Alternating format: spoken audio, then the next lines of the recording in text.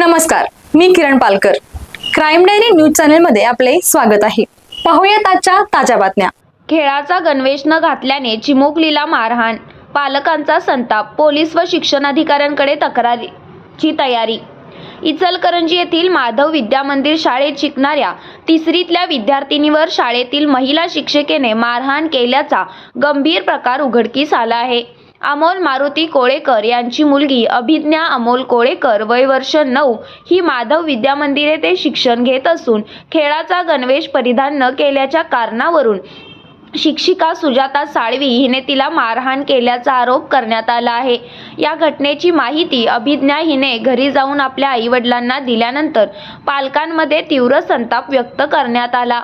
मुलीच्या अंगावर झालेल्या मारहाणीच्या खुणा लक्षात येताच पालकांनी तात्काळ तिला IGM रुग्णालयात उपचारासाठी दाखल केले. यावेळी अभिज्ञा हिने केवळ एकदाच नव्हे तर शाळेत वारंवार मारहाण केली जाते अशी धक्कादायक माहिती पालकांना दिल्याने प्रकरण अधिकच गंभीर बनले आहे.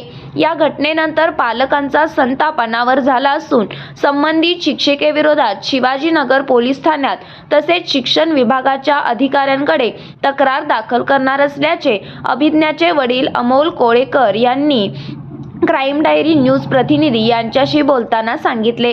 शाळेत लहान मुलींवर होणाऱ्या अशा प्रकारांमुळे पालकांमध्ये भीतीचे वातावरण पसरले असून संबंधितांवर कठोर कारवाईची मागणी होत आहे.